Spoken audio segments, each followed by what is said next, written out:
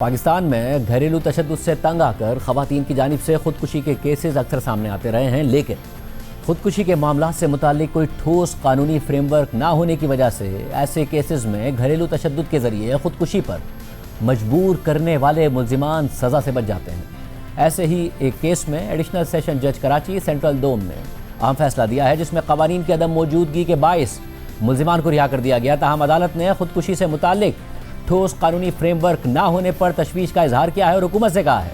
कि वो ख़वातीन के तहफ़्फ़ुज़ और ख़ुदकुशी के वाक़यात रोकने के लिए फ़ौरी तौर पर मौसर क़वानीन बनाएँ।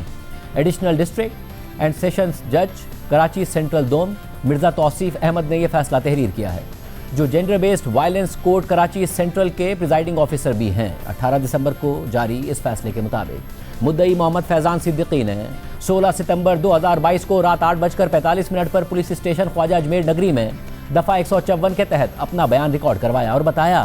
कि उसकी 32 साला बहन सबा अंजुम की शादी तकरीबन 7 माह पहले गुलजार अहमद के बेटे फराज अहमद से हुई थी और वो नॉर्थ कराची में अपने ससुराल में रिहाइश पजीर थी। मोहम्मद फैज़ान सिद्दीकी के बयान के मुताबिक 9 सितंबर 2020 को दोपहर के तकरीबन 2 बजे उसकी वालदा को मरहुमा के देवर शेरोज़ की मोबाइल फ़ोन कॉल मौसूल हुई, जिसमें उसने बताया कि सबा अंजुम ने अपने कमरे को अंदर से बंद कर लिया है। ये इतला मिलने पर मुद्दई अपनी वालदा के हमरा अपनी बहन के ससुराल पहुंचा और देखा कि पहली मंजिल पर वाक़े उसकी बहन का कमरा बंद था। उसने शेरोज़ की मौजूदगी में दरवाज़ा तोड़ा तो देखा कि उसकी बहन की लाश दुपट्टे के ज़रिए पंखे से लटकी हुई थी। मुद्दई ने मज़ीद बताया कि मरहुमा के कमरे से एक हाथ से लिखी हुई तहरीर भी मिली, जिसमें उसने अपने ससुरालियों की जानिब से किए गए तशद्दुद और जुल्म का जिक्र किया था। इस बात की तस्दीक पड़ोसियों ने भी की,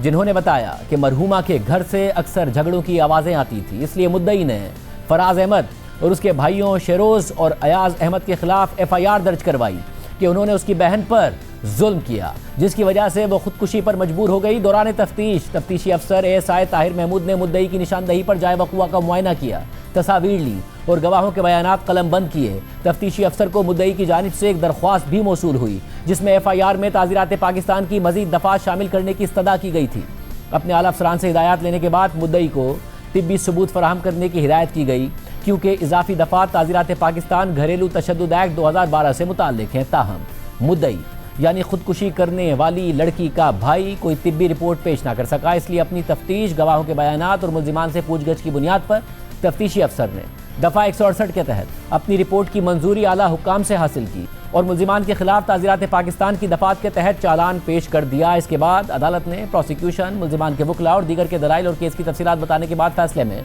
4 निकात उठाए हैं और फिर इन निकात के तफसीली जवाब दिए हैं। पहला नुक्ता यह है कि क्या मरहुमा सबा अंजुम की मौत खुदकुशी का नतीजा थी। दूसरा नुक्ता यह है कि क्या मरहुमा ने मुल्ज़िमान की जानिब से मुबैना जिस्मानी और ज़हनी तशद्दुद और घरेलू तशद्दुद की वजह से खुदकुशी की। तीसरा नुक्ता यह है कि मुल्ज़िमान ने अगर कोई जुर्म किया है तो वो कौन सा जुर्म है। चौथा और आखिरी नुक्ता यह है कि इस मामले में क्या फ़ैसला किया जाना चाहिए। इसके बाद फैसले में इन चारों निकात पर तफसीली जवाब देते हुए अदालत ने पहले नुक्ते यानी क्या मरहुमा सबा अंजुम की मौत खुदकुशी का नतीजा थी, इससे मुताल्लिक फैसले में मेडिकल रिपोर्ट, दोनों फरीक़ैन के दलाइल और पुलिस की तफ्तीश का हवाला देने के बाद लिखा है कि हक़ाइक़ की रोशनी में अगरचे पोस्टमार्टम रिपोर्ट मौजूद नहीं है, ताहम इन्हीं शाहिदीन, हालात और वाक़याती शवाहिद, मुद्दई और मुल्ज़िमान के रज़ाकाराना बयानात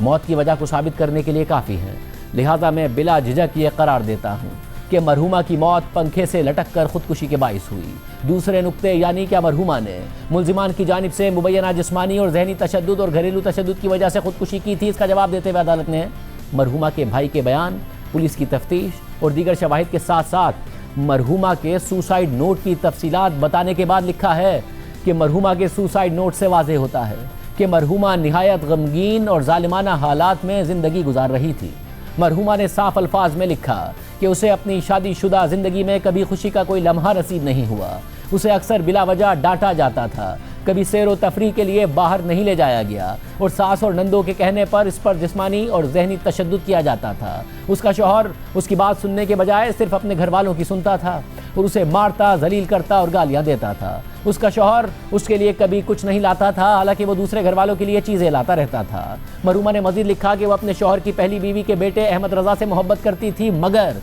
ससुरालियों ने अहमद रज़ा को इस रिश्ते को मानने की इजाज़त नहीं दी और उन्हीं के कहने पर वो भी उसे मां तस्लीम नहीं करता था। मरहुमा ने यह भी इल्ज़ाम लगाया कि उस पर मुसलसल झूठे इल्ज़ामात लगाए जाते थे और अक्सर اپنی غلطی نہ ہونے کے باوجود وہ معافی مانگتی رہتی تھی۔ مرحومہ نے اپنے سسرالیوں کو لالچی لوگ قرار دیا جو دین کو اپنے فائدے کے لیے استعمال کرتے تھے مگر خود اس پر عمل نہیں کرتے تھے۔ اس نے یہ بھی لکھا کہ اس کے والدین نے مالی مجبوری کی وجہ سے اس کی شادی کر دی۔ مرحومہ نے یہ بھی لکھا کہ اگر اس کے والدین نے دوبارہ سوچا ہوتا تو وہ اس کی شادی اس شخص سے کبھی نہ کرتے۔ مرحومہ نے اپنے آخری نوٹ میں مزید لکھا کہ اس نے ذہنی اور جسمانی ہر قسم کے ظلم برداشت کیے اور ڈپریشن میں مبتلا ہو گئی لیکن سسرال چھوڑ کر نہیں گئی کیونکہ اسے ڈر تھا کہ بغیر قصور کے بھی اس کو قصوروار ٹھہرا دیا جائے گا اور اس کے والدین بھی اسے واپس قبول نہیں کریں گے۔ اس نے کوئی شکایت درج نہیں کروائی، اس امید میں کہ ایک دن اس کے سسرالی یہ سمجھ جائیں گے کہ وہ اپنا گھر بچانے کے لیے یہ سب کچھ برداشت کر رہی ہے، مگر اس نے افسوس کے ساتھ لکھا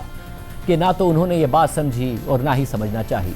مرحومہ نے اپنے سوسائیڈ نوٹ میں مزید لکھا کہ آخرکار ایسے حالات میں اس کے لیے اپنی زندگی ختم کرنا آسان تھا، حالانکہ وہ جانتی تھی کہ یہ گناہ ہے، اسلام میں منع ہے اور اس پر سزا بھی ہو سکتی ہے۔ یہ بتانے کے بعد فیصلے میں مزید لکھا ہے کہ مرحومہ کی شادی شدہ زندگی کے 7 ماہ کے یہ دردناک واقعات اس کے سسرالیوں کے مظالم کو ظاہر کرتے ہیں جو بدقسمتی سے ہمارے معاشرے میں بہت سی عورتیں برداشت کرتی ہیں۔ کچھ عورتیں اس امید پر ساری زندگی ایسے مظالم سہتی رہتی ہیں کہ حالات بہتر ہو جائیں گے، کچھ نکلنے میں کامیاب ہو جاتی ہیں جبکہ کچھ کو کوئی پناہ یا سہارا نہ ملنے پر اپنی جان لینے پر مجبور ہونا پڑتا ہے۔ موجودہ کیس اسی آخری قسم میں آتا ہے۔ مرحومہ کے والدین نے اس کی دوسری شادی کروائی جو پہلے ہی ایک طلاق کا سامنا کر چکی تھی، مگر اسے دوسری شادی میں بھی کوئی خوشی نصیب نہیں ہوئی۔ اس کے برعکس اسے سسرالیوں کی جانب سے مسلسل ظلم و ستم کا سامنا رہا اور اس کا شوہر بھی اپنی ماں اور بہنوں کے کہنے پر ایسے ہی مظالم کرتا رہا۔ پہلے طلاق یافتہ ہونے اور شوہر کے بھی طلاق یافتہ ہونے کے باوجود اس نے یہ سب ظلم 7 مہینے تک برداشت کیے۔ جب اسے اس صورتحال سے نکلنے کا کوئی راستہ نظر نہیں آیا اور اسے یہ خوف لاحق ہو گیا کہ اگر وہ والدین کے گھر واپس گئی تو اس کی بات پر کوئی یقین نہیں کرے گا اور دوبارہ طلاق یافتہ ہونے کا سخت سماجی داغ اسے برداشت کرنا پڑے گا، ہمارے معاشرے کے انہی تلخ حقائق نے مرحومہ کو اپنی زندگی ختم کرنے پر مجبور کر دیا۔ مرحومہ کی جانب سے لکھی گئی خودکشی کی تحریر جبکہ وہ اپنی قریبی موت سے باخبر تھی، قانون شہادت آرڈر 1984 کے آرٹیکل 45 کے تحت ڈائنگ ڈکلیریشن یعنی آخری بیان کے طور پر قابل قبول ہے۔ یہ تحریر ڈائنگ ڈکلیریشن کی تمام قانونی شرائط پوری کرتی ہے کہ یہ موت کے وقت لکھی گئی، موت کی وجوہات بیان کرتی ہے اور رضاکارانہ طور پر اور ہوش و حواس میں لکھی گئی ہے۔ قانون اس اصول کو مانتا ہے کہ جو شخص جانتا ہو کہ اس کی موت قریب ہے وہ جھوٹا بیان نہیں دیتا۔ ان تحریروں کی سچائی کو چیلنج نہیں کیا گیا اور ان کی شہادتی حیثیت برقرار ہے۔ ایڈیشنل ڈسٹرکٹ اینڈ سیشنز جج کراچی سینٹرل مرزا توصیف احمد نے اپنے فیصلے میں مزید لکھا کہ موجودہ حالات میں خودکشی کی یہ ثابت شدہ تحریر مرحومہ کی موت کی وجوہات کو واضح طور پر بیان کرتی ہے۔ یہ وجوہات اس کے سسرالیوں کے افعال اور کوتاہیوں سے پیدا ہوئیں اور خاص طور پر اس کے شوہر کی وجہ سے جو اسے ان مظالم سے بچانے میں ناکام رہا، حالانکہ وہ ملازمت پیشہ تھا اور مالی طور پر اس قابل تھا کہ اپنی بیوی اور بچے کے لیے علیحدہ رہائش کا انتظام کر سکتا، مگر اس نے ایسا نہیں کیا اور مرحومہ کو اسی ہاسٹائل ماحول میں رکھا جس نے آخرکار اسے خودکشی پر مجبور کر دیا۔ شوہر کی جانب سے تحفظ فراہم نہ کرنا اور ظلم کے افعال اس کی ذمہ داری کو ثابت کرتے ہیں، جیسا کہ مرحومہ کے آخری بیان میں بیان ہوا۔ تاہم خودکشی کی تحریر میں دیگر ملزمان یعنی شوہر کے بھائیوں کے کردار کا ذکر نہیں ہے، ان سے کسی خاص کردار کی توقع بھی نہیں کی جا سکتی کیونکہ وہ الگ منزلوں پر رہتے ہیں، ملازمت کرتے ہیں، زیادہ تر گھر سے باہر رہتے ہیں اور ان کے اپنے خاندان ہیں۔ ان حالات میں شواہد یہ ثابت نہیں کرتے کہ وہ ان مظالم میں براہ راست شامل تھے جن کی وجہ سے مرحومہ کی موت واقع ہوئی، اس لیے مرحومہ کی خودکشی کا ذمہ دار اس کے شوہر ملزم فراز احمد مغل کو ٹھہرایا جاتا ہے۔ اس کے افعال اور کوتاہیاں اور اپنے خاندان کے مسلسل مظالم سے اپنی بیوی کو تحفظ فراہم نہ کرنا براہ راست خاتون کی موت کا سبب بنے۔ اس کے بعد تیسرے نقطے یعنی ملزمان نے اگر کوئی جرم کیا ہے تو وہ کون سا جرم ہے، اس کا جواب دیتے ہوئے فیصلے میں لکھا ہے کہ اگرچہ FIR تعزیرات پاکستان کی دفعات 322/34 کے تحت درج کی گئی اور اسی کے مطابق ملزمان پر فرد جرم عائد کی گئی، تاہم یہ دفعات خودکشی کے معاملات پر لاگو نہیں ہوتی، جیسا کہ تعزیرات پاکستان کی دفعہ 321 میں قتل بالسبب کی تعریف دی گئی ہے کہ یہ جرم اس وقت بنتا ہے کہ جب کوئی شخص کسی کو قتل کرنے یا نقصان پہنچانے کے ارادے کے بغیر کسی غیر قانونی فعل کا ارتکاب کرے، لیکن خودکشی کے معاملے میں یہ نہیں کہا جا سکتا کہ گھریلو تشدد کرنے والے کا ارادہ یہ نہیں تھا کہ موت واقع ہو جائے۔ اسی طرح خودکشی میں لازمی طور پر مرحومہ کا اپنا جان بوجھ کر کیا گیا فعل شامل ہوتا ہے جس کے ذریعے وہ اپنی موت واقع کرتی ہے۔ اس کے برعکس قتل بالسبب میں مرحوم یا مرحومہ خود اپنی جان لینے کا کوئی ارادی فعل انجام نہیں دیتا، اس لیے خودکشی کی موت کو قتل بالسبب کے دائرے میں نہیں لایا جا سکتا۔ اس لیے اس نتیجے پر پہنچا ہوں کہ مرحومہ نے اپنے شوہر یعنی ملزم فراز احمد مغل کے افعال اور کوتاہیوں کی وجہ سے خودکشی کی، تاہم یہ ایک نہایت تشویشناک بات ہے کہ پاکستان میں ایسا کوئی مخصوص قانونی موجود نہیں ہے جو کسی شخص کو قانونی طور پر اس بات کا ذمہ دار ٹھہرائے کہ وہ کسی دوسرے کی خودکشی کا سبب یا وجہ بنا، جبکہ ہمارے پڑوسی ملک بھارت میں خودکشی میں مدد یا خودکشی پر اکسانے والے شخص کو انڈین پینل کوڈ کی دفعہ 306 کے تحت قابل سزا قرار دیا گیا ہے، جس کے مطابق اگر کوئی شخص خودکشی کرے تو کوئی بھی ایسی خودکشی میں مدد یا اس پر اکسانے کا مرتکب ہو